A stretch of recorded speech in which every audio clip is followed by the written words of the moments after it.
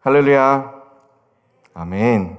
금요 영성 집회 설교 시리즈 주심, 주심, 주님의 마음 혹은 주님의 심장 혹은 주님의 심정 혹은 주님께서 우리에게 주심.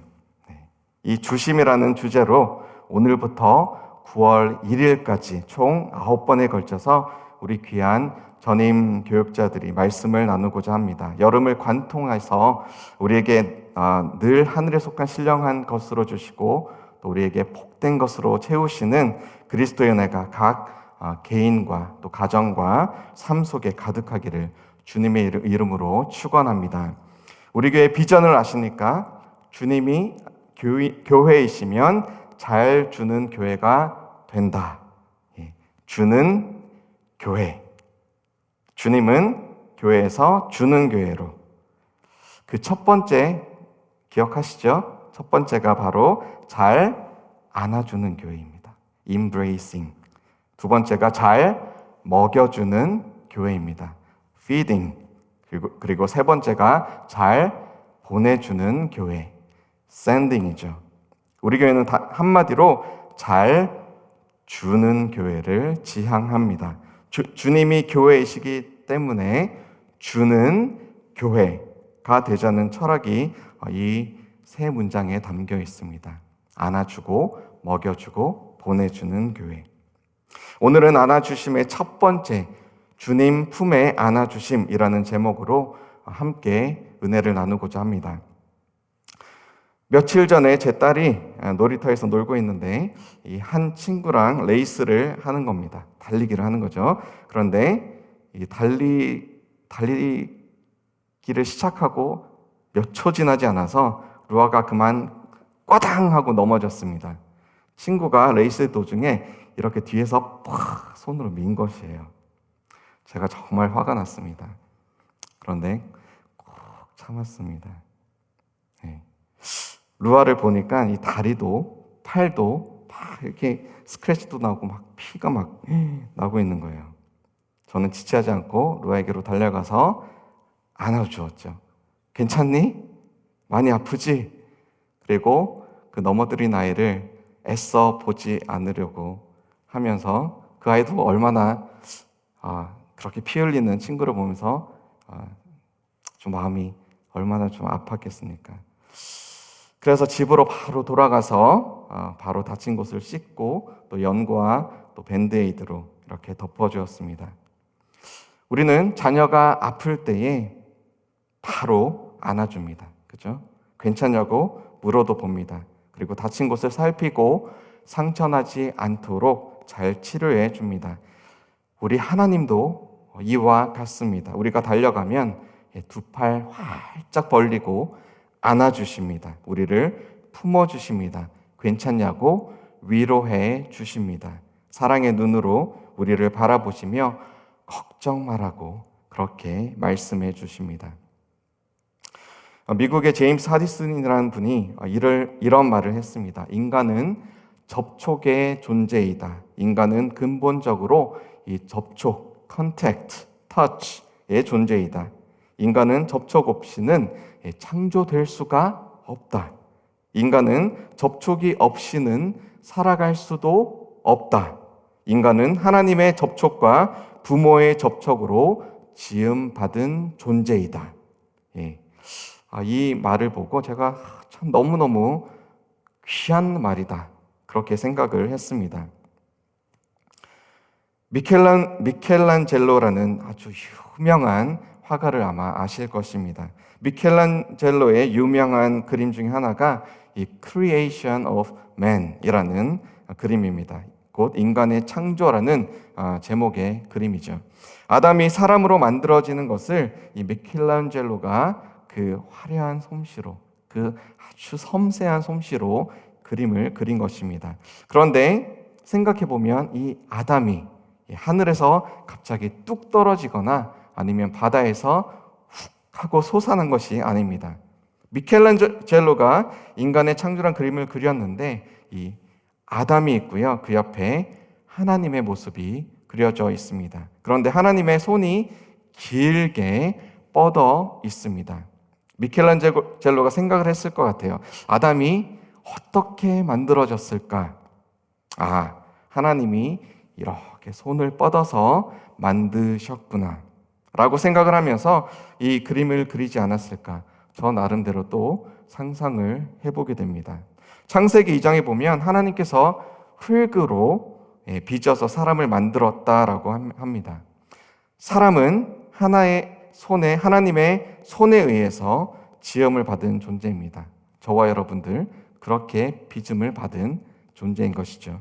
하나님께서 태초에 흙으로 인간을 빚으시고 사람을 만드시고 그리고 자신의 생령을 하나님의 영혼을 우리에게 불어넣어 주셨습니다. 그렇게 저와 여러분들이 창조되었습니다. 마찬가지로 엄마와 아빠의 친밀한 접촉을 통해서 아기가 주어집니다. 하나님께서 허락해 주십니다. 그리고 엄마의 몸속에서 만 9달 동안 안전하게 이 만짐을 받은 후에 이 아기가 이 세상에 태어나게 됩니다. 결국 사람은 하나님의 품을 그리워하고 또한 사람은 본능적으로 이 어머니의 품을 그리워합니다. 아기 때도 그렇고 어른이 되어서도 우리는 어머니의 품을 그리워합니다. 그리고 저와 여러분들은 하나님의 품을 늘 그리워하며 살아가고 있습니다. 루빈이가 2010년 태어났을 때 그곳 이 루이빌 대학병원에서는 즉시 이 아빠의 품에 피부 대 피부로 이렇게 안을 수 있도록 배려해 주었습니다. 스킨 투 스킨 컨택트 혹은 이 캥거루 케어라고 불리는 이 피부 대 피부 접촉이죠. 제품의 이 루빈들을 딱 안으면서 이 환희에 찬 얼굴로 제가 얼마나 정말 그날을 기다렸겠어요. 그죠? 환하게 정말 기쁜 얼굴로 태어난 지 불과 몇 분 지나지 않은 이 첫 아이의 모습을 제가 정말 환희선 얼굴로 이렇게 바라볼 수 있었습니다. 제 가슴에 안긴 아이를 바라볼 때에 하나님께서 저와 여러분들을 이렇게 친밀하게 환희에 찬 얼굴로 이렇게 안고 있는 그런 상상을 한번 해보시면 어떨까요, 지금? 사실 우리가 창세기로 다시 돌아가서 이 에덴 동산이 저는 이렇게 에덴 동산을 상상해 보면 하나님께서 저와 여러분들을 안아주시는 그런 대표적인 장소가 바로 이 에덴 동산이 아닐까 그렇게 생각을 해봅니다. 에덴 동산은 완전하고 온전한 그리고 안전한 하나님과의 친밀한 관계가 시작되고 지속되었던 그런 공간입니다. 하나님의 보호하심 속에서 그 어떠한 위험이나 고통이 없는 정말 말 그대로 이 지상 낙원이었습니다. 하나님과의 완전한 관계, 정말 친밀한 관계, 허물과 벽이 없는 온전한 사랑과 돌보심과 은혜가 넘치는 곳, 그곳이 바로 이 에덴 동산이었습니다. 사실 저에게 있어서 과거를 이렇게 돌아보니 에덴 동산과 같은 곳이 어디였는가 떠올려 보면 바로 교회였습니다. 6살 때부터 이 예배당과 붙어 있던 사택에서 살게 되었습니다. 문 하나만 열고 딱 나가면 바로 1층 예배당이 나타나던 곳, 바로 제가 살던 교회 1층 한 구석에 이렇게 마련되어 있던 사택이었습니다. 매일같이 예배를 드리기 위해 이 입석 동네에 사시던 이 권사님, 집사님, 장로님, 성도님들이 모이던 것, 또 수요일마다, 주일마다, 토요일마다 성도들이 모여서 예배드리고 또 식사에 친교의 교제를 나누던 곳, 예수님을 구주로 고백하는 사람들이 세상의 모든 근심과 걱정을 내려놓고 서로를 격려하며 또 서로를 위로하며 한 몸 공동체를 이루어 가던 곳, 바로 그곳이 교회였고 저의 삶의 터전이었습니다. 그래서 교회만 가면 참 마음이 따뜻해졌고 하나님께서 저를 포근히 안아주신다라는 그런 느낌이 들었습니다. 피아노를 이렇게 치다가 교회 장의자에서 이렇게 누워서 잠이 들기도 하고요. 또 드럼을 막 이렇게 혼자 쳐보다가 동네 아이들 교회에 놀러 오면 그 아이들과 같이 교회 뒷마당에 나가서 농구도 하고 숨바꼭질도 하고 비석치기도 하고 이렇게 저렇게 놀았던 그런 교회가 바로 저에게는 이 에덴 동산과도 같았고 하나님의 품과도 같은 그런 곳이었습니다. 오늘 본문 말씀을 보시면 이 예수의 제자 중 하나 곧 그가 사랑하시는 자가 예수의 품에 의지하여 누웠는지라라고 기록되어 있습니다. 예수의 제자 중 하나, 예수님이 사랑하시는 자 누구죠? 바로 요한 맞습니다. 사도 요한입니다. 요한복음을 기록한 제자, 예수님의 제자 사도 요한은 자신을 가리켜 예수님께서 사랑하는 제자라고 요한복음의 여러 군데에 걸쳐서 기록하고 있습니다. 그런 그가 지금 어떻게 하고 있습니까? 예수님의 품에 안겨 있습니다. 마치 제가 교회에 여기저기 어디서든 잠이 들든 놀든 그곳을 마치 예수님께서 지켜보시고 예수님께서 함께 하시는 그런 것과 같은 그런 느낌. 예수님의 품에 이 요한이 이렇게 기대어 있는 것이죠. 사실 오늘 본문 말씀은 예수님께서 제자들이 모인 자리에서 제자 중 너희들 중에 하나가 나를 팔 것이다. 그렇게 예언하는 그런 장면이 담겨 있는 그 단락입니다. 그 단락입니다. 누군가는 지금 예수님을 팔 생각을 하고 있는데 사도 요한은 지금 그 예수님의 고뇌와는 상관이 없이 정말 마음 편하게 예수님 품에 이렇게 안겨 있는 것입니다. 어떻게 보면 참 생각이 없어 보이기도 하고요. 어떻게 보면 철이 없나 이렇게 생각이 들기도 하는데 가만히 생각해 보면 요한을 포함한 다른 여러 제자들도 예수님을 팔 생각이 없었기에 전혀 아직까지는 예수님의 그 말씀이 무슨 뜻인지 모르는 상태, 그 정말 순수한 상태에서 예수님 품에 그저 안겨 있는 게 좋은 그런 상태였음을 우리는 알 수 있습니다. 그저 요한은 예수님의 품이 좋았던 것이죠. 예수님과 함께하는 그 시간이 바로 그 순간이 예수님의 가슴에 의지하여서 대화하고 예수님 말씀 듣고 바로 육성을 바로 옆에서 신장 옆에서 예수님 음성을 듣는 그 순간이 너무너무 좋았던 것입니다. 이 땅에서 많은 이들이 고민과 걱정과 또 어려움과 슬픔과 괴로움을 가지고 살아가고 있습니다.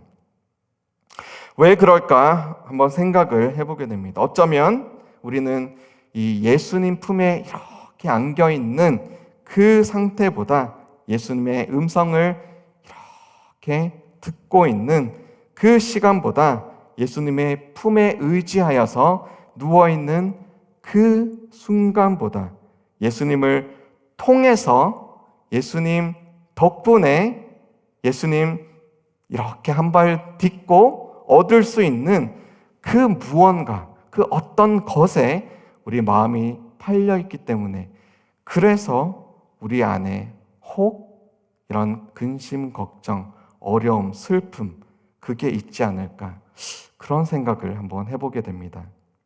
요한은 사실 이 부유한 집안의 자제였습니다. 집에 하인들을 두고 살 정도의 아주 재력이 있는 부모를 두고 있었습니다. 그 부모는 바로 세베대 그리고 살로메였습니다. 형제로는 예수님의 또 다른 제자였던 누구죠? 야고보가 있었습니다. 그리고 친구들 아주 예수님 잘 따라갔던 베드로, 안드레 친구도 멋진 친구들도 있었습니다. 요한은 사실 이 예수님의 죽음과 부활을 경험하기 전까지 이 성령 강림 이전까지는 지금 우리가 아는 요한의 모습과는 좀 달랐습니다. 과격한 그런 성격의 소유자였습니다. 별명이 뭐였죠? 바로 우레의 아들이었습니다. 얼마나 그 성격이 괴팍했을까요? 그죠? 보아너게 우레의 아들. 소리도 막 우렁찼을 것 같아요. 성격도 우렁찼을 것 같아요. 그런 그의 모습을 예수님께서 이렇게 지켜보면서 너는 보아너게다, 우레의 아들이다, 이렇게 지어준 별명이죠. 요한은 또한 이 예루살렘을 향해서 가시던 이 예수님을 보고 감히 주제넘게도 주님을 영접하지 않은 이 불친절한 사마리아 사람들을 보고 정말 불같이 화를 내면서 저들에게 하늘에서 불을 내려 벌하면 어떻겠습니까? 그렇게 물을 정도로 정말 우레와 같은, 우레의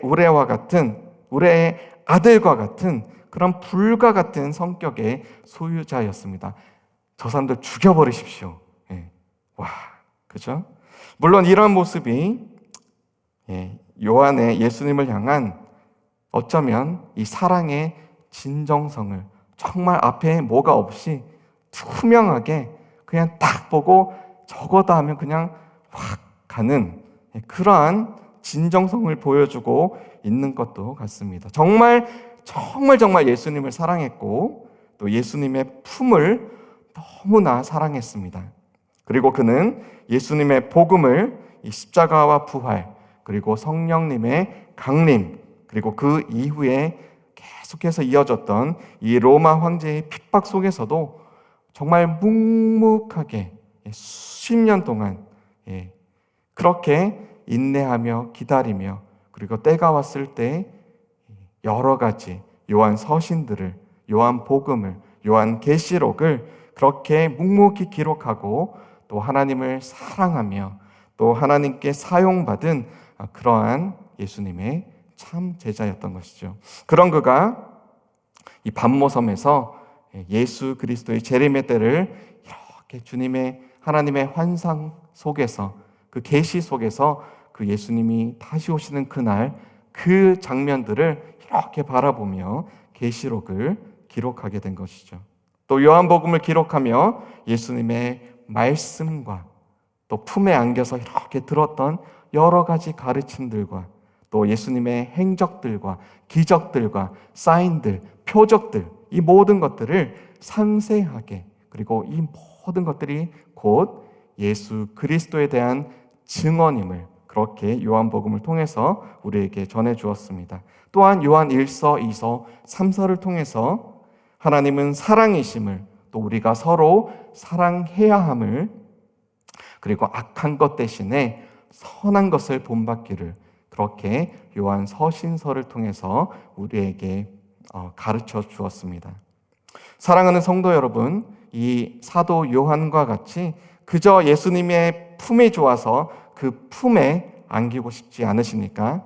요한은 아직 예수님이 십자가를 지지도 않으셨고 이 부활의 영광을 눈으로 목도하지도 못한 그 상황 속에서도 여전히 우레의 아들이라는 별명을 가지고 그런 모습으로 살아가고 있던 그 순간에도 그저 예수님이 좋아서 그리고 예수님의 품이 좋아서 거기에 안기어서 예수님 가슴에 기대어서 그저 예수님의 음성을 더 가까이서 듣기를 즐겨 했다면 저와 여러분들은 이미 십자가와 그리고 부활을 벌써 보았고 성령님의 강림하심을 이미 예수 그리스도를 영접하는 그날 그 순간 경험한 저와 여러분들은 더욱더 주님의 품에 안겨서 참 평안과 안식을 그리고 감사와 기쁨을 누리지 않을 수 없지 않겠습니까?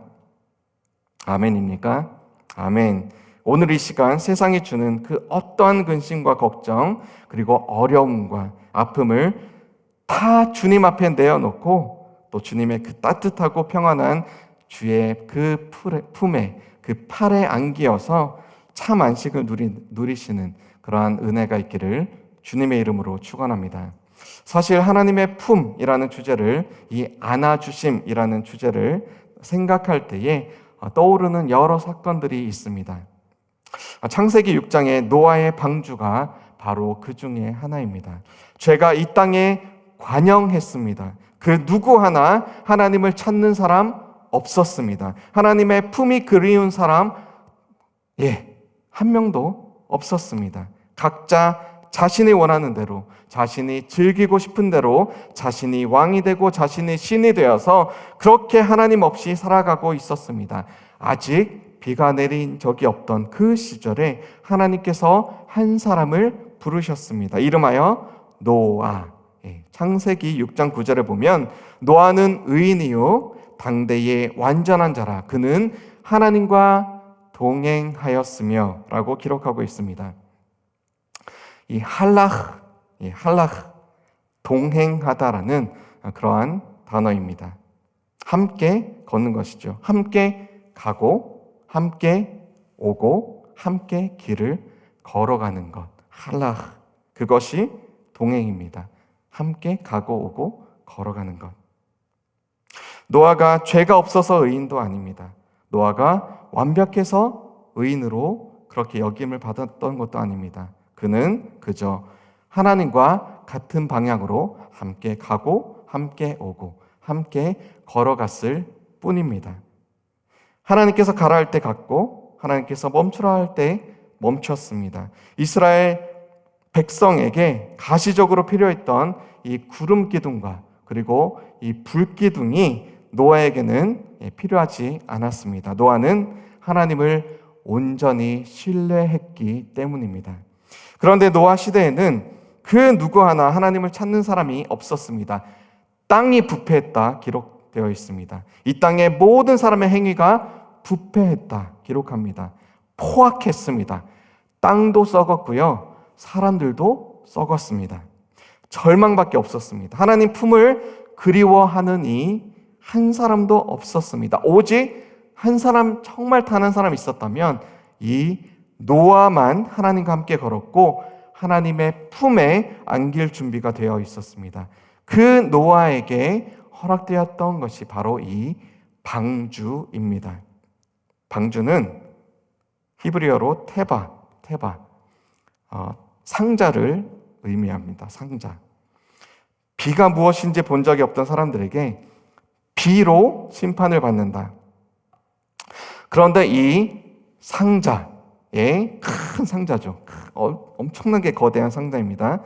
이 상자에 들어가기만 하면 산다. 이 메시지가 그 수많은 자기를 신으로 생각하며 살아가던 땅도 썩고 자기도 썩었는데 썩은 것을 보지 못하고 살아가던 그 자들에게 저 안에 들어가면 살아? 얼마나 허무맹랑한 그런 소리로 들렸겠습니까? 그런데 그것이 하나님의 미련한 방법이었습니다. 그리고 그 미련하게 느껴지는 그 음성에 응답한 그 단 한 사람, 그리고 그의 가족들.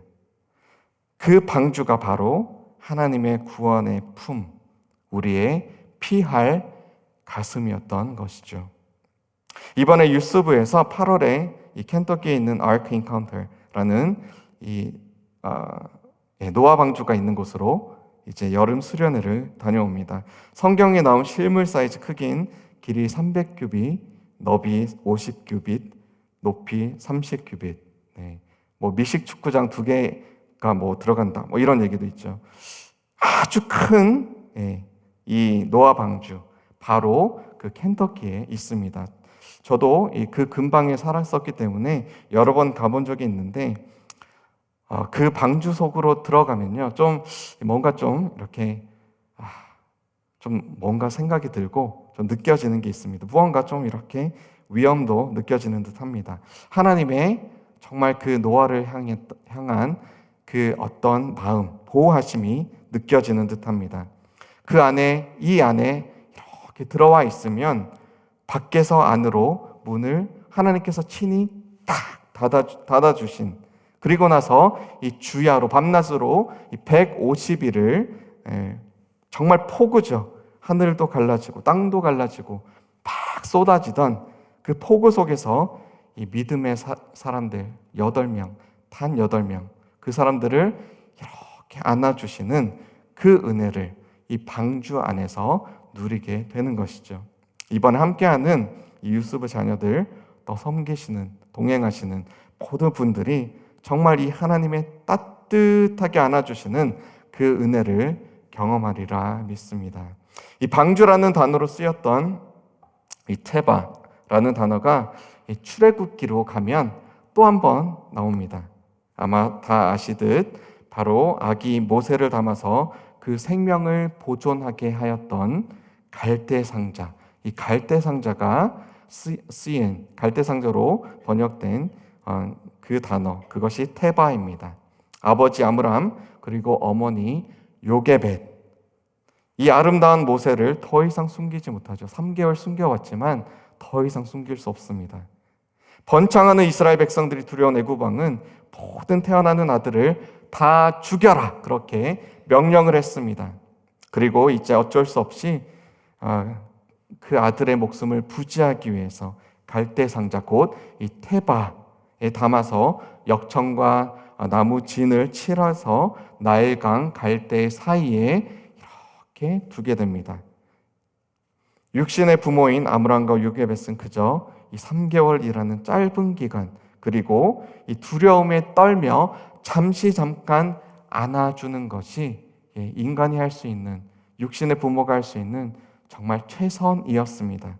그렇다면 이제 영원한 아버지 대신, 우리의 참 아버지 대신 하나님 아버지께서 테바, 이 갈대 상자 거기에 안으시고 이 바로의 딸을 그곳에 예비하시고 이스라엘 백성 전부를 구원하시며 이스라엘 백성 전부를 안아주실 계획을 하나님께서 이루어 가셨습니다. 아기 모세와 같이 앞날을 전혀 알 수도 없고 스스로를 지킬 수 없는 저와 여러분들에게 하나님은 오늘날 여전히 테바, 그의 구원의 방주, 위로의 방주, 보호하심의 방주가 친히 되어 주셔서 오늘도 저와 여러분들에게 참 평안과 안식을 주신다는 사실을 믿으시기를 축복합니다. 요한은 예수님의 가슴에 이렇게 기대어 앉았습니다. 가슴은 심장이 뛰는 것이죠. 심장이 우리 가슴에 있습니다. 그죠? 심장에서는 예수 그리스도의 피가 끊임없이 생성되고 온몸으로 지금 쫙쫙 뻗어나가고 있습니다. 그 가슴에 지금 요한이 이렇게 기대어 앉아 있습니다. 제가 상상컨대 이 오른쪽이 아니고 왼쪽으로 기대었을 것 같아요. 그 심장 소리 좀 들어보려고. 그러지 않았을까요? 어디까지나 제 상상입니다. 그 누구보다도 지금 요한이 예수님과 가까이 친밀하게 앉아 있습니다. 속죄의 피, 이 언약의 피, 죄사함의 피, 우리를 거룩해 하시는 피, 그 피가 지금 마구 팍팍 솟아나는 온몸으로 뻗어나가는 그 주님의 심장 소리를 들으면서 이 요한은 창세기 1장 1절의 선언이었던 태초에 하나님이 천지를 창조하시니라, 그 창조주 하나님의 이 세상을 창조하신 그 선언을 요한복음 1장 1절 말씀에서 태초에 말씀이 계시니라, 이 말씀이 하나님과 함께 계셨으니 이 말씀은 곧 하나님이시니라. 우리에게 영원한 구원을 주신 그 예수 그리스도의 피, 그 심장 소리를 들은 그 요한이 바로 이 요한복음 1장 1절을 기록하면서 성부 하나님의 그 창조성과 영원성을 이 요한복음 1장 1절로 이어가고 있는 것입니다. 베드로도 도마도 여러 제자들도 예수님을 의심하고 주여 그가 내니까 배반자가 자신이 아니기를 바라는 마음으로 물어보는 그때에 요한은 정말 마음 편하게, 어쩌면 너무나 확고한 믿음 가운데 결코 예수 그리스도에게 의심 어린 질문을 단연코 나는 아니지, 그런 질문을 던지지조차 않았습니다. 그리스도의 품에 심장에 가장 가까이 안겨있던 이 사도 요한은 우레의 아들이라는 별명과 같이 정말 대쪽 같은 고든 사람의 성품을 그 믿음으로 이어가서 그 믿음이 흔들리거나 생각이 우유부단하도록 그 자신을 내버려 두지 않았습니다. 오히려 요한복음 전체에 걸쳐서 예수님이 누구이신지 철저하고 구체적으로 기록하면서 모든 인류를 사랑하시고 안아주시고 그리고 품어주시는 하나님의 참 아들이심을 그는 우리에게 오늘도 증거하고 있습니다. 사랑하는 성도 여러분, 과연 우리는 예수님의 심장에 가장 가까이 기대어서 그의 음성을 들으면서 확고한 이 믿음 가운데 오늘도 우리를 안아주시고 우리를 품어주시고 우리와 동행하시는 하나님을 전적으로 100% 신뢰하면서 의지하면서 그 품에 기대어 살아가고 계십니까? 그 믿음을 가지시기를 주님의 이름으로 축원합니다. 어떻게 하면 전적으로 나를 품으시는 하나님께 기대어 주님의 심장 소리를 들으며 또 그의 맥박, 심장 뛰는 그 소리를 들으면서 우리의 죄와 사망의 권세를 끊으신 이 피에 흐르는 소리를 들으며 오늘도 살아갈 수 있겠습니까? 어린아이를 안으셨을 때 그 팔을 이렇게 넓게 펼치신 주님의 팔에 100% 여러분의 그 마음과 뜻과 정성을 그 영혼까지도 다 던져 예수님 품에 안길 때에 가능합니다. 하나님께서 그 자신의 팔을 펼치신 것을 이 신명기 말씀을 통해서 우리에게 비유적으로 기록해 주셨습니다. 내 하나님 여호와께서 너를 인도하여 내실 때에 네가 본 큰 시험과 이적과 기사와 강한 손과 편팔을 기억하라. 여호와께서 강한 손과 편팔과 큰 위엄과 이적과 기사로 우리를 애굽에서 인도하여 내시고 하나님께서 그의 백성들을 방주로 또 갈대 상자로 또 그 품에 안으시며 구원의 능력을 이어가셨습니다.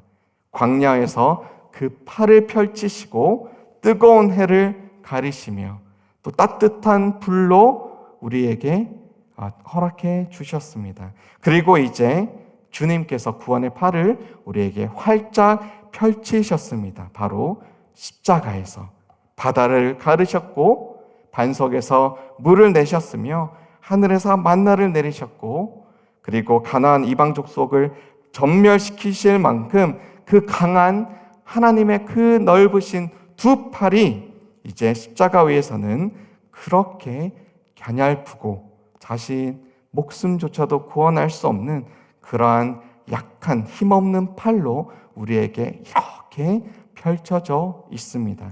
인간의 눈에는 연약한 팔처럼 보였지만 그 연약한 두 팔로 온 세상을 품으셨을 그때에 온 인류를 저와 여러분들을 죄와 허물로 죽었던 저와 여러분들을 주님의 그 연약한 두 팔로 품으시고 구원해 주셨습니다. 우리가 달려갈 그때에 우리가 달려가서 안기는 그 순간에 우리를 그대로 품어주시는 주님의 너무나 놀라운 사랑의 팔이 바로 여기에 있습니다. 오늘 주님은 그 펴신 팔로 저와 여러분들을 안아주시기를 원하십니다. 요한이 안겼던 그 가슴에 여러분들의 그 마음의 귀를 여우셔서 이렇게 예수님의 심장 소리를 한번 들어보시고 또 그리스도의 음성을 들었던 그 친밀한 주님의 품 속에서 저와 여러분들 이렇게 이 시간 한번 안겨보지 않으시겠습니까? 바쁘고 지친 일상에 주님 그런 사치 저에게 없습니다. 그러지 마시고 주님 품에 내가 있는 이 모습 그대로 연약한 이 모습 그대로 안기셔서 주님께서 주시는 참 구원과 그리고 참 평안을 오늘도 내일도 영원토록 누리시는 저와 여러분들 다 되시기를 주님의 이름으로 축원합니다.